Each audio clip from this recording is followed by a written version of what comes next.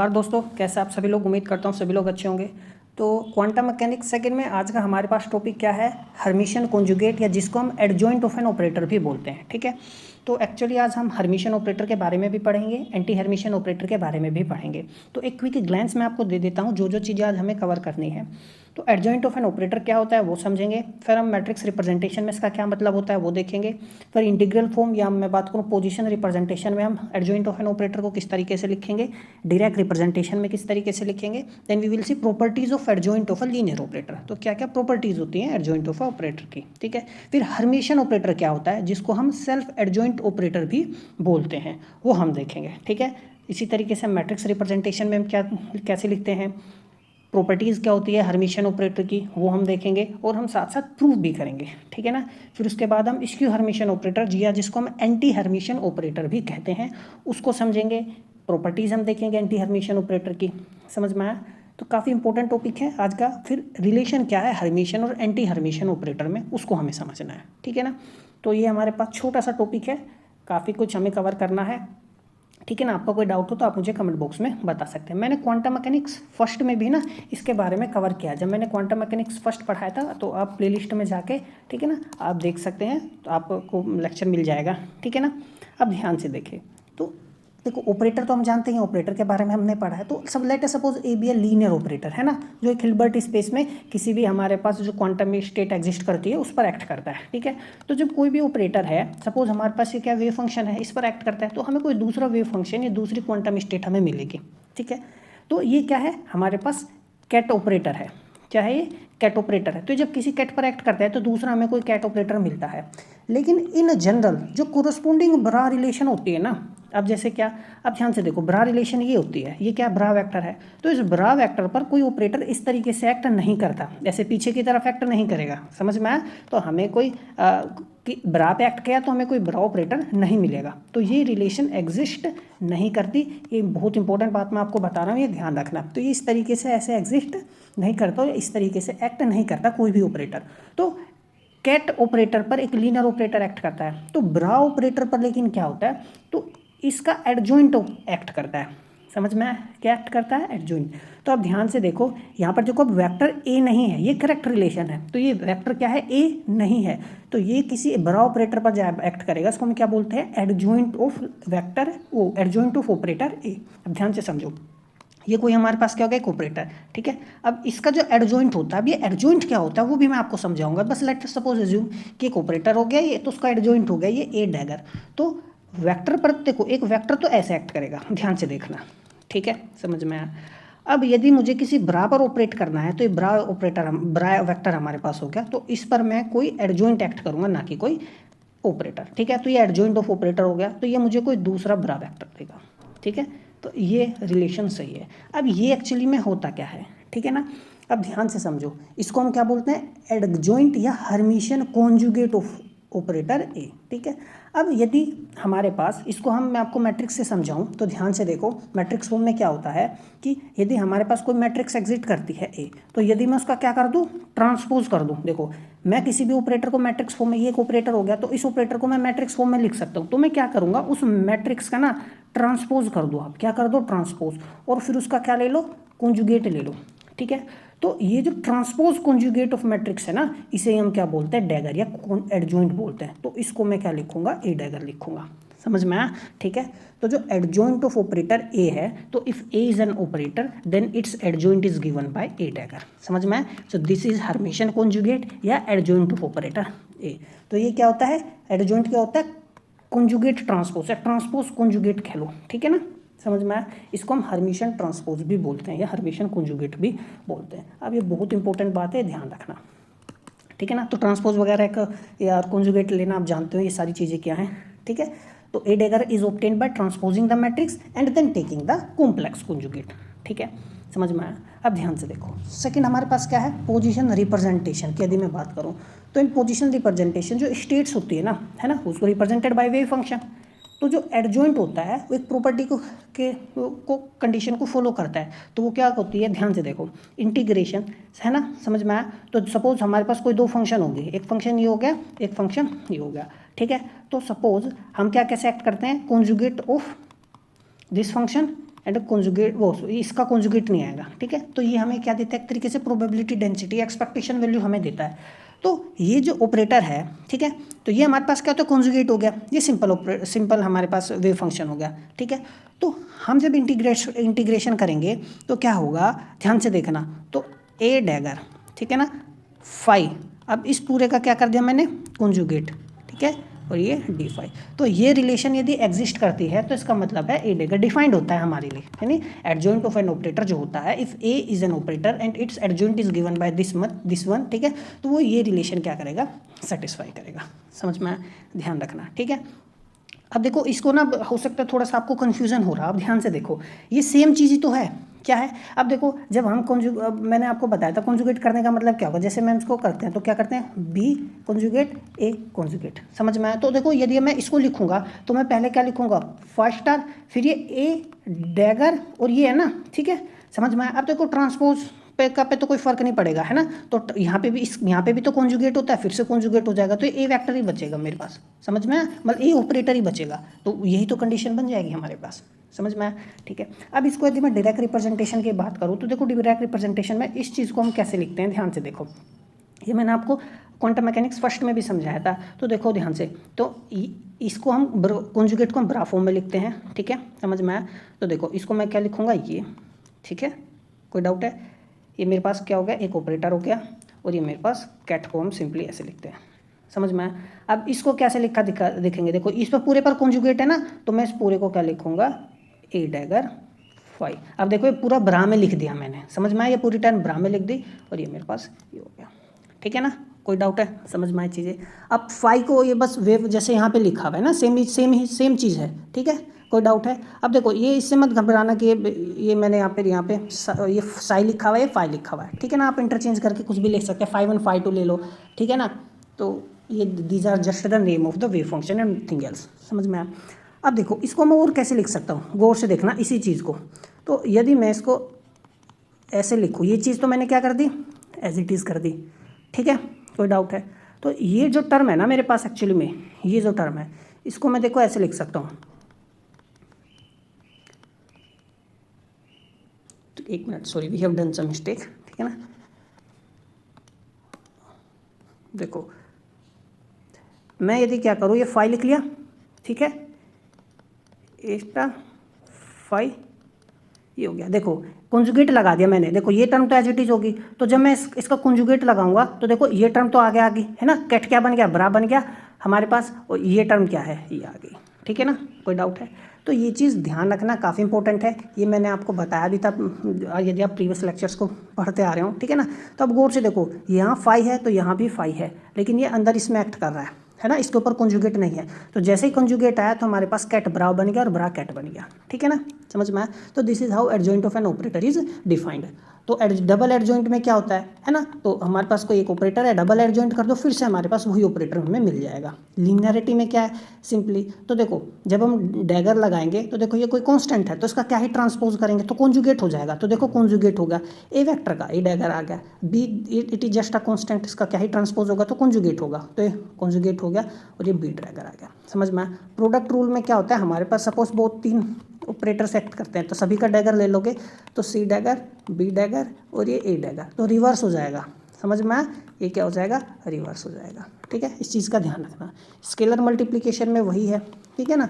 तो यदि मैं कोई करूँगा तो ये मेरे पास क्या आएगा, A dagger, C is just a constant, तो इसमें कोई ट्रांसपोज तो होगा नहीं, इसलिए यहाँ पर कॉन्जुगेट लगा देंगे। यदि ये होता तो हम ए डैगर भी लगा सकते थे, और सी डैगर लगा सकते थे, तो सी डैगर क्यों नहीं लगाया, क्योंकि it is just a constant, है ना, इसमें ट्रांसपोज तो नहीं होगा ना, समझ में आई चीज़ें।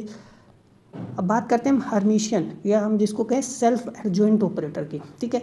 अब देखो मैंने आपको बताया था कि यदि ए हमारे पास क्या कोई एक ऑपरेटर है, तो इसका एडजॉइंट क्या होता है, इसका एडजॉइंट होता है ये, ठीक है, और यदि ये दोनों इक्वल हो जाएं तो अब इसको हम क्या कहेंगे, ए जो है सेल्फ एडजॉइंट है, क्योंकि ये अपनी एडजॉइंट के साथ क्या है, इक्वल है, समझ में आया। तो यदि ऐसा है तो ए ऑपरेटर को ना हम क्या नाम देंगे, हर्मिशियन ऑपरेटर, समझ में आया, ध्यान रखना, क्या नाम देंगे, हर्मिशियन ऑपरेटर या self adjoint operator, because it is equal to its adjoint, ठीक है, समझ में आ गई बात, कोई डाउट है।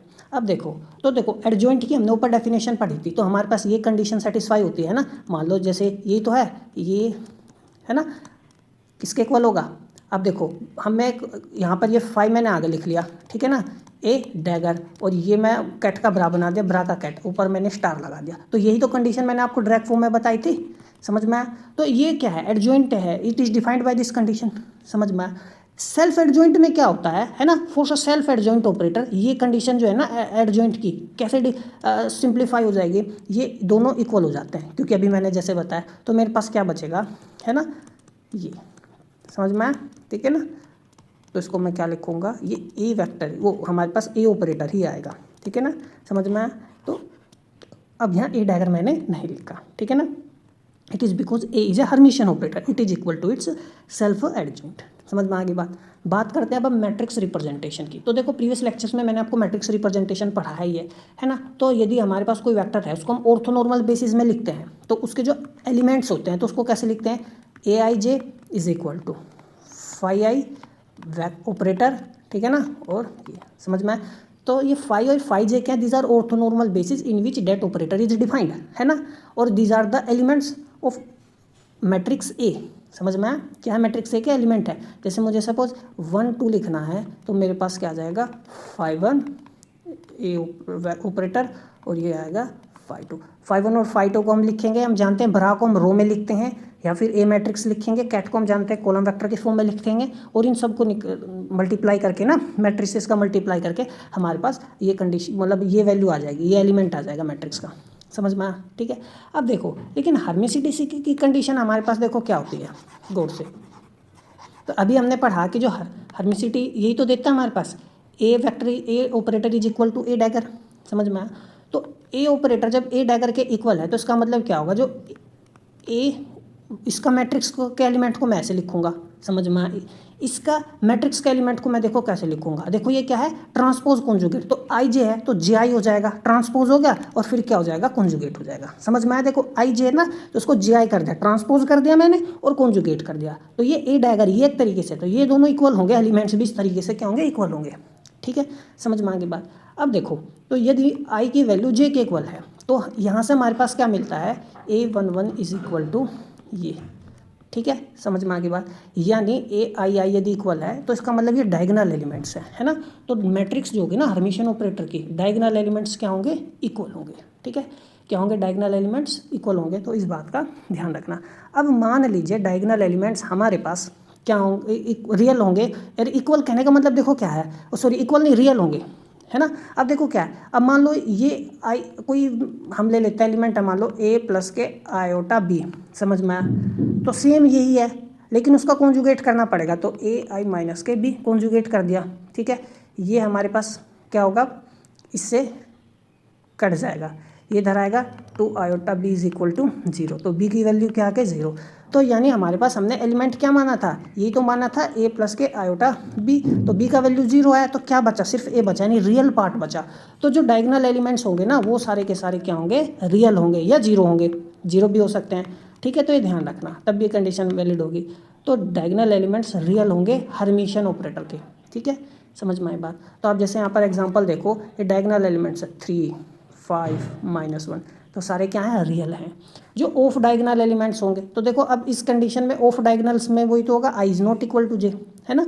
तो ये हो गया मेरे पास, ठीक है। अब देखो यदि मैं इसका मतलब देखो क्या हुआ, यदि मैं 1 2 लूँगा तो जो A21 होगा वो ये होगा। अब देखो ध्यान से आप देख सकते हो, ये क्या है हमारे पास, है ना, सेकेंड रो फर्स्ट कॉलम, और ये क्या है हमारे पास, फर्स्ट रो सेकेंड कॉलम। ऐसे ही तो है, देखो कॉन्जुगेट है या नहीं एक दूसरे का, ये दोनों क्या है, कॉन्जुगेट है या नहीं एक दूसरे का, समझ में आ गई बात। तो ये ध्यान रखना। तो सिंपल सी भाषा में यदि मैं कहूँ तो यही है, डायगोनल एलिमेंट्स रियल होंगे या 0 होंगे, ठीक है। Properties of self adjoint Hermitian operator, तो जो आइगन वैल्यूज़ होंगी, है ना, सेल्फ एडजॉइंट ऑपरेटर की, वो क्या होंगी, रियल होंगी, ठीक है, क्या होंगी, रियल। अब रियल क्यों होंगी, पहला तो बात ये, तो वो हम प्रूफ देखेंगे। दूसरा जो आइगन वेक्टर्स होंगे corresponding to distinct eigen values, वो क्या होंगे, ऑर्थोगोनल होंगे। अब कहने का मतलब देखो ये क्या है, if A is suppose an Hermitian operator या सेल्फ एडजॉइंट ऑपरेटर है, और वो किसी वेव फंक्शन पर एक्ट करता है, तो हमें सपोज क्या मिलता है, वही वेव फंक्शन मिल जाता है, लेकिन विद सम मल्टीप्लिकेशन। तो आप इसको ना एक अलग ही वेव फंक्शन भी तो बना सकते थे, आप ऐसे लिख दूँ मैं इसको, ठीक है ना, ऐसे भी हो सकता है, ऐसे ही तो है एक तरीके से, एक अलग वेव फंक्शन है, ठीक है ना। तो बस फिलहाल हमें ये समझना है कि यदि ऐसा कंडीशन बनता है कि वही वेव फंक्शन आ जाता है ना विद सम मल्टीप्लिकेशन, तो इट मीन्स अल्फा या लैम्डा कुछ भी आप नाम दो, it is called eigen value. ठीक है, ये हमारे पास क्या होगा, आइगन वैल्यू होगा। ठीक है, अब यदि हमारे पास कोई दूसरा वेव फंक्शन पर भी ऑपरेटर को एक्ट करते हैं तो वो कोई दूसरी आइगन वैल्यू देता है हमारे पास। ठीक है, मान लेते हैं बीटा, तो ये हमारे पास हो गया। ठीक है ना, तो सेल्फ एडजॉइंट ऑपरेटर है ये, और उसके आइगन वैल्यूज अल्फा बीटा हो गए। अब ये जब सेल्फ एडजॉइंट है तो ये कंडीशन क्या होगी, सेटिस्फाई, है ना। तो जो एडजॉइंट है उसकी डेफिनेशन क्या, मैंने सबसे पहले एडजॉइंट ऑफ एन ऑपरेटर पढ़ाया था, उसमें बताया था कि एडजॉइंट ऑफ एन ऑपरेटर जो है it is defined by this relation. तो इसको मैं क्या कर देता हूँ, ये उल्टा कर दिया ना, बरा को कैट बना दिया, कैट को बरा। अब देखो यहाँ ए डैगर नहीं लगा है, ए ही रखा क्योंकि ये एडजॉइंट की डेफिनेशन होगी। ठीक है ना, समझ में। अब क्या करना है, देखो जब ये इस पर एक्ट करेगा तो मुझे क्या मिलेगा, बीटा। ये इस पर क्या करेगा, एक्ट, तो बीटा मिलेगा। बीटा को मैं बाहर लिख लेता हूँ, तो मेरे पास सिंपली क्या आ गया, ये आ गया। ठीक है, अब देखो ए 5 पर एक्ट करेगा तो अल्फा मिलेगा, अल्फा को मैं क्या लिख लेता हूँ, बाहर लिख लेता हूँ। ठीक है ना, समझ में आया। और ये मेरे पास क्या मिलेगा, ये, और ऊपर से क्या लगा हुआ है, कॉन्जुगेट लगा हुआ है, कॉन्जुगेट भी लगा दिया, कोई डाउट है। ठीक है, अब देखो, अब कॉन्जुगेट इस पर भी लगेगा तो बाहर आ जाएगा, ये हमारे पास कॉन्जुगेट हो गया। ठीक है, इसका जब कॉन्जुगेट करेंगे तो ये रिवर्स हो जाएगा, कैट का बरा ब्रा का कैट। ठीक है, देखो ये दोनों सेम है, तो मैं इसको कैसे लिख सकता हूँ, बीटा माइनस के अल्फा स्टार, और ये मेरे पास ये आ गया। ठीक है ना, समझ में आया। अब ये कंडीशन जो हमारे पास आई है ना ये, ठीक है, तो इस कंडीशन दो चीज़ हो सकते हैं, तो ये दो चीज़ों का प्रोडक्ट है, एक ये और ये। ठीक है ना, समझ में आया। तो केस फर्स्ट में मान लेते हैं हमारे पास क्या होता है कि ये जो कंडीशन है ना, ये क्या है, 1 है। समझ में आया, ये मान लो क्या है, 1 है। ठीक है, अब देखो जीरो का, अब केस फर्स्ट हमने लिया है भाई, चाहे तो ये 0 होगा चाहे ये 0 होगा। अब मान लेते हैं हमने क्या मान लिया कि भाई ये 0 नहीं है ना, भाई ये 0 नहीं है, तो 0 कौन होगा, बीटा माइनस के अल्फा स्टार 0 होगा, तभी तो ये कंडीशन सेटिस्फाई होगी। दूसरा क्या होगा, दूसरे में कि भाई ये 0 नहीं होगा, ये 0 हो सकता है, ऐसे समझ में। तो हमने पहले केस में ये मान लिया ये 0 भैया नहीं है, ये मान लिया 0। ठीक है, अब देखो ये 0 नहीं है, तो ये 0 कब नहीं होता, जब ये दोनों सेम होते हैं। समझ में आया, तभी तो उसकी वैल्यू 1 आती है, because it gives the probability, आप यदि जानते हो, है ना। तो इसका मतलब है 5 1 और ये दोनों क्या है, 0 है, सॉरी क्या है, सेम है, तो इसका वैल्यू 1 आता है, यानी दे आर नॉर्मलाइज्ड। क्या है, दे आर नॉर्मलाइज्ड। ठीक है, तो यदि हमारे पास, इसका मतलब ये है ये दोनों इक्वल आ गए। ठीक है, अब ये दोनों इक्वल है तो इन दोनों का आइगन वैल्यूज भी इक्वल होगा, तो एक बीटा एक अल्फा है, तो दोनों का अल्फा अल्फा मान लेता हूँ, तो एक अल्फा माइनस के अल्फा स्टार हो जाएगा इज इक्वल टू 0, और अल्फा की वैल्यू क्या होगी, अल्फा स्टार। समझ में आया। तो यहाँ से यही तो पता चला कि जो आइगन वैल्यूज होंगी वो रियल होंगी। समझ में आया, क्या होंगी, आइगन वैल्यूज जो होंगी हर्मिशियन ऑपरेटर की, हर्मिशियन ऑपरेटर की जो आइगन वैल्यूज होंगी वो रियल होंगी, ध्यान रखना। ठीक है, समझ में आ की बात। दूसरा, अब देखो दूसरा केस क्या बनेगा यहाँ से। पिछली बार हमने क्या किया था, इस वैल्यू को 0 हमने कहा था भाई ये 0 नहीं है, तो ये 0 ले लिया था। अब क्या करते हैं, मान लेते हैं भैया ये 0 नहीं है, 0 कौन है, ठीक है ना, तो ये 0 है, ये वाली टर्म मान, ऐसा भी तो हो सकता है, ये 0 है। समझ में आया। तो जब ये 0 नहीं है तो ये 0 है, तो ये तो तभी 0 होगा जब दोनों क्या होंगे, ऑर्थोगोनल होंगे। क्या होंगे, ऑर्थोगोनल। ठीक है ना, समझ में आया।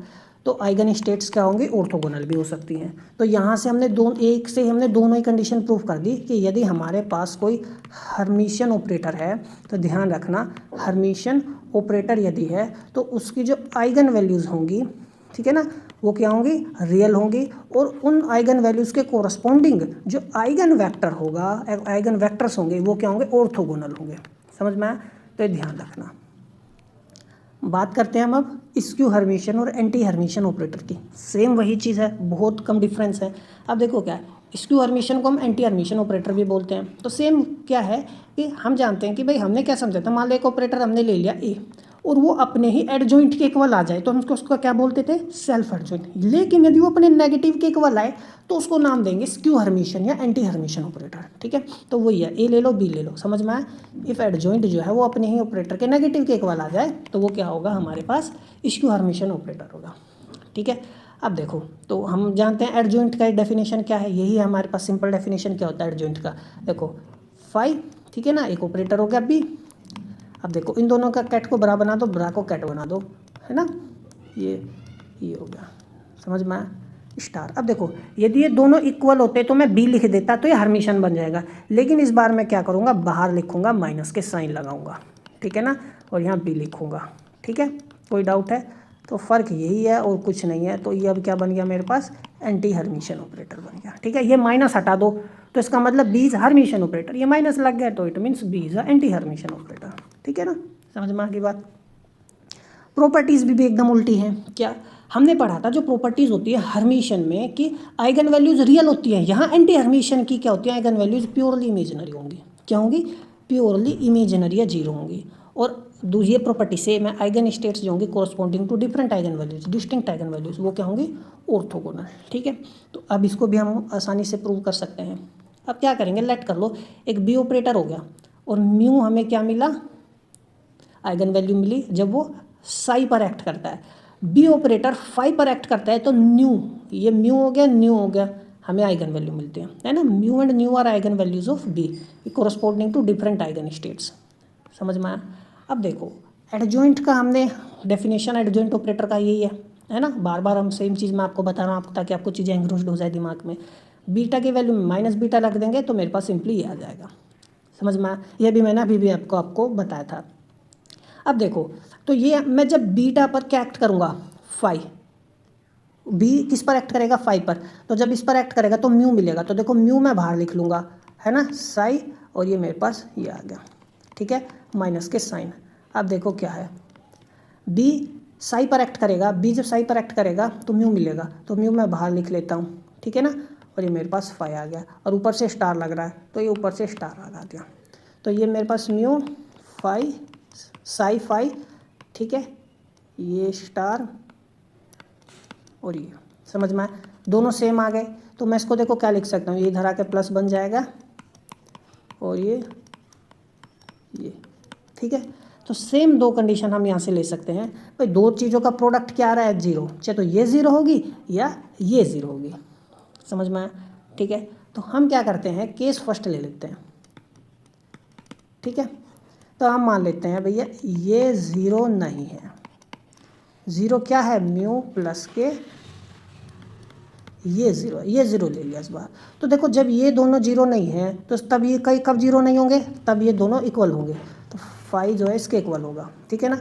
समझ में आया। तो ये जब दोनों इक्वल होंगे तो इनका दोनों का आइगन वैल्यूज़ भी क्या होगा, इक्वल होगा। तो इस कंडीशन से हमें क्या मिलता है, ठीक है, ये हमें ये मिलेगा ना, एक मिनट, इसको ना म्यू प्लस और ये mu star is equal to zero, ठीक है। समझ में आ गई बात। तो अब यहाँ से आप गौर से देखो, यदि म्यू, इसको मैं कोई ए प्लस के आयोटा भी कोई कॉम्प्लेक्स नंबर मान लो, इसको क्या लिखूंगा, A minus K I beta is equal to zero, minus I B से माइनस आई बी कट गया, 2a is equal to zero. तो ए की वैल्यू क्या आ गई, ज़ीरो आ गई। तो यानी ए ज़ीरो आने का मतलब क्या है, हमने आइगन वैल्यू क्या मानी थी, ए प्लस आई बीटा, तो ये ज़ीरो आया, तो आई बीटा तो है, यानी इमेजिनरी पार्ट है। समझ में आया। तो इसीलिए प्योर इमेजिनरी हमारे पास होगा क्या, आइगन वैल्यू, ठीक है। इसी तरीके से हम anti Hermitian operators are purely imaginary, या जीरो होगा, जीरो हो सकता है, ये हमने प्रूफ कर दिया। हम इसी तरीके से प्रूफ कर सकते हैं क्या, कि जो वेक्टर्स होंगे ऑर्थोगोनल हो सकते हैं। समझ में आया। तो देखो यदि ये ज़ीरो नहीं है तो ये ज़ीरो होगा। तो यदि हमारे पास इनर प्रोडक्ट दो वेव फंक्शन का ज़ीरो है तो it means it is orthogonal. समझ में आया, ये क्या है, ऑर्थोगोनल। तो eigen states of anti Hermitian operator belonging to distinct eigen values are orthogonal, ठीक है। तो ये ध्यान रखना। तो हमने एडजॉइंट ऑफ एन ऑपरेटर पढ़ा, हर्मिशन ऑपरेटर पढ़ा और एंटी हर्मिशन ऑपरेटर हमने पढ़ा। Now there exist an relationship between Hermitian and anti Hermitian.